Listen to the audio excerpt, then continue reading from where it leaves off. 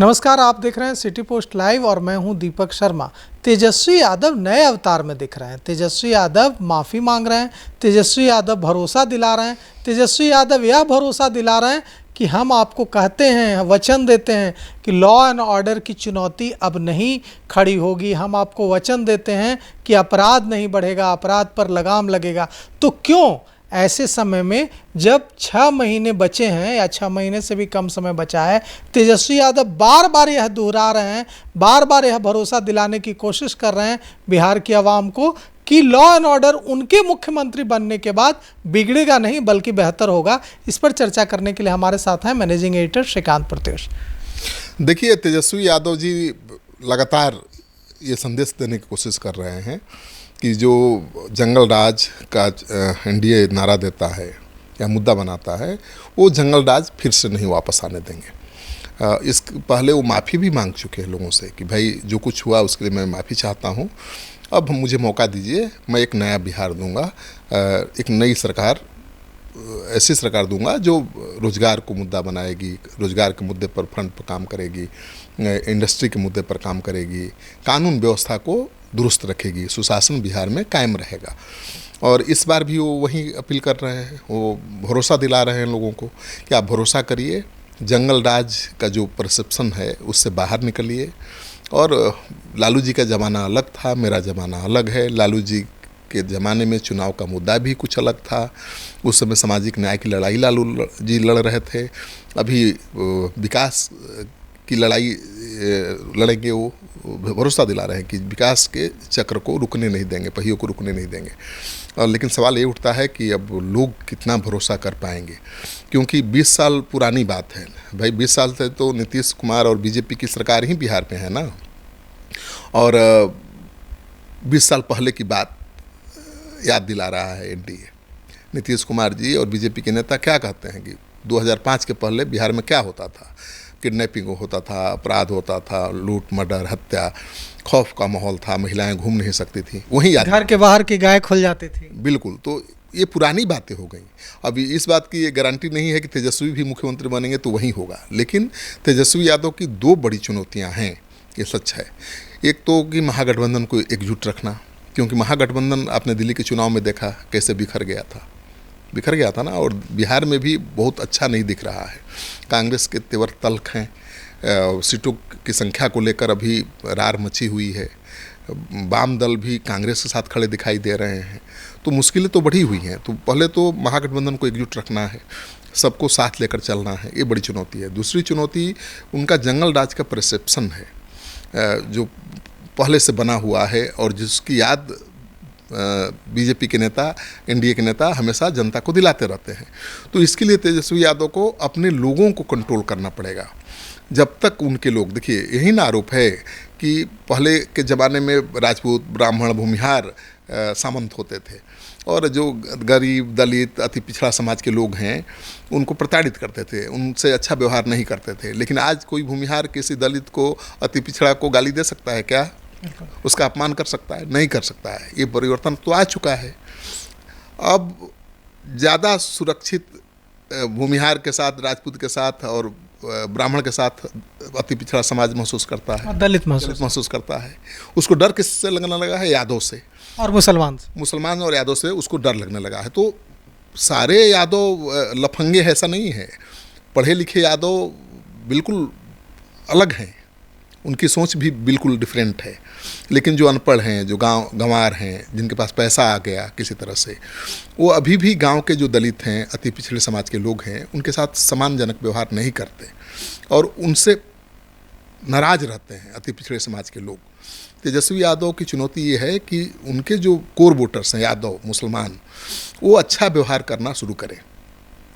जो अति पिछड़ा समाज के लोग हैं उनके साथ, दलित समाज के लोगों के साथ, जब तक वो ज़मीन पर नहीं दिखेगा बदलाव, जब तक जिनसे डरते हैं, यादवों से, मुसलमानों से जो डर रहे हैं दलित और अति पिछड़ा समाज के लोग, उनका डर जब तक ख़त्म नहीं होगा, जब तक उनके रक्षक बनकर यादव आगे नहीं आएंगे, तब तक वो भरोसा नहीं जीत पाएंगे।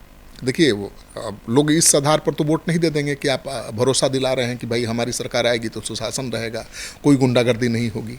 ये तो भरोसा चुनाव के पहले ज़मीन पर दिखाना पड़ेगा ना। अब जैसे ही यादव उनके समर्थक मुसलमान अपना व्यवहार दिखता है कि सत्ता में आ रहे हैं तो आक्रामक हो जाते हैं। अब कोई रैली हो आरजेडी की तो आप देखेंगे किस तरह की तस्वीर होती है। आरजेडी की हार हुई जमुई में केवल इसी की वजह से। आरजेडी बहुत मजबूत स्थिति में था वहाँ पर, लेकिन चिराग पासवान के मंच के नीचे किसी ने चिराग पासवान की माँ बहन को गाली दे दी और माहौल बदल गया। अब लगा वहाँ के जो स्वर्ण समाज का लोग जो साथ दे रहे थे आरजेडी का, जो राजपूत समाज के लोग आरजेडी के साथ खड़े थे, उनको लगा कि यार भाई तो चुनाव जीतने से पहले ही गाली दे रहे हैं, चुनाव जीत जाएंगे तो क्या करेंगे। तो ये जो छोटी छोटी बातें हैं बहुत बड़ा काम कर देती हैं।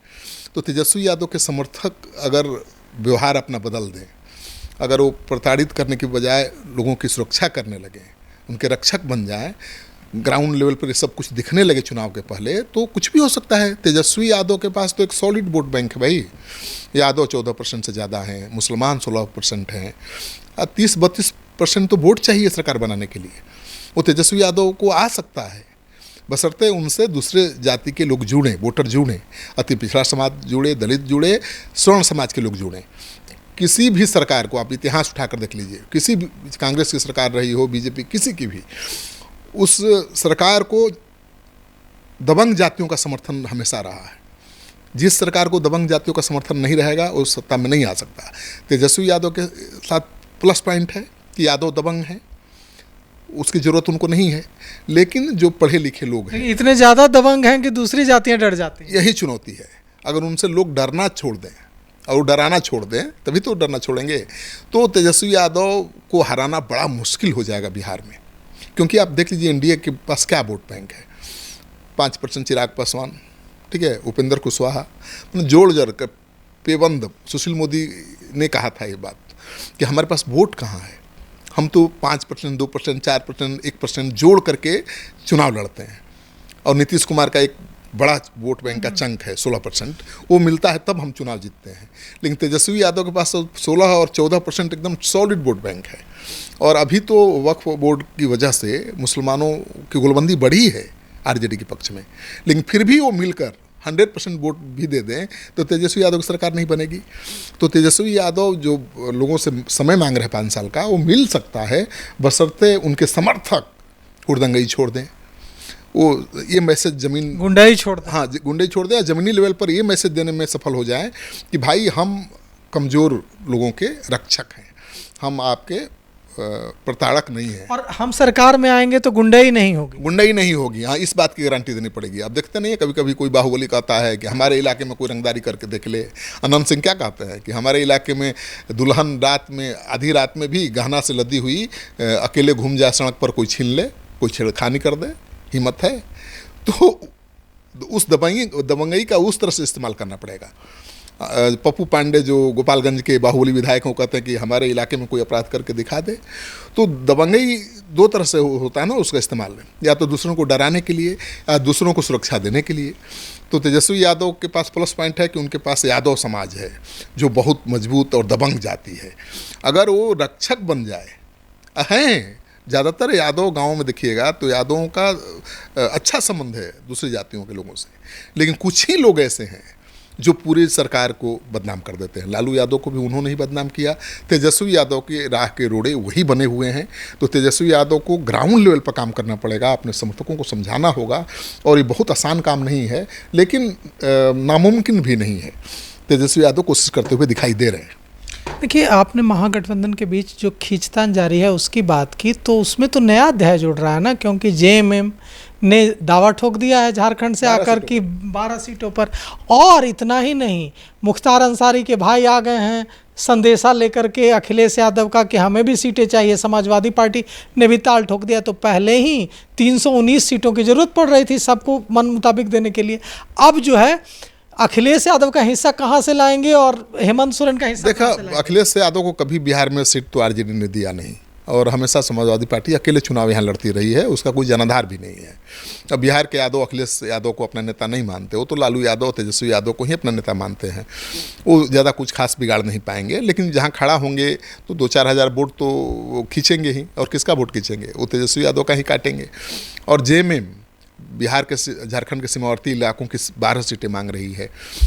हेमंत सोरेन ने भाई आरजेडी को दिया था ना 7 या 8 सीट, तो वो कह रहे कि भाई कि हमको भी तो चाहिए, हमारा भी हिस्सा बनता है। बिहार में ज़्यादा सीटें हैं विधानसभा की, वहाँ तो 84 सीटें हैं तब भी दे दिया इतना, यहाँ तो 243 सीटें हैं, तो 12 सीटें हमको चाहिए। और कभी हमेशा मांग रही है उनकी, लेकिन कभी मिला नहीं, और अकेले लड़े भी, कई जगहों पर नुकसान भी पहुंचाया आरजेडी को, बहुत कई जगहों पर बहुत ज़्यादा नुकसान पहुंचाया। तो इस बार हेमंत सोरेन का क्या रुख रहता है, क्योंकि बहुत आसानी से नहीं मानेंगे। उनका कहना है कि भाई 5 आपका 4 विधायक जीते तो हमने मंत्री बना दिया एक को, आप हमको सीट नहीं दे रहे हैं, तो हमारा मंत्री कब होगा बिहार में, आपकी सरकार बनेगी तो जेएमएम चुनौती बना हुआ है, कांग्रेस पार्टी भी चुनौती बनी हुई है। समाजवादी पार्टी अगर नहीं देते हैं सीटें और अगर उतार देती है प्रत्याशी समाजवादी पार्टी, तो कितनी मुसीबत बनी। देखिए, मुझे लगता है कि यादव समझदार हो गए हैं अब वो जानते हैं कि भाई तेजस्वी यादव ही यहाँ सरकार बना सकते हैं, तो यादव वोट बैंक इधर उधर नहीं जाने वाला है। मुसलमानों को भी इतनी समझ है कि भाई ये वोट कटवा हैं, तो समाजवादी पार्टी कोई ज़्यादा नुकसान नहीं पहुँचा सकती है तेजस्वी यादव को, लेकिन जेएमएम ज़्यादा नुकसान पहुंचा सकता है। आदिवासी बहुल क्षेत्रों में, बक्सर वगैरह में आदिवासी बहुत पर आदिवासी की संख्या अच्छी खासी है, उन क्षेत्रों में जेएमएम का प्रभाव भी है, और जेएमएम उन्हीं सीटों पर दावा कर रहा है जहां पर उसका प्रभाव है, जहां पर वो सीटें जीत सकता है। तो तेजस्वी यादव, मुझे नहीं लगता है कि जेएमएम को कोई सीट देने जा रहे हैं। अगर देंगे भी तो 1-2 सीट दे देंगे, तो मुझे नहीं लगता कि जेएमएम मानेगा। वो तो 12 सीट मांग रहा है, 2 सीट से मानेगा।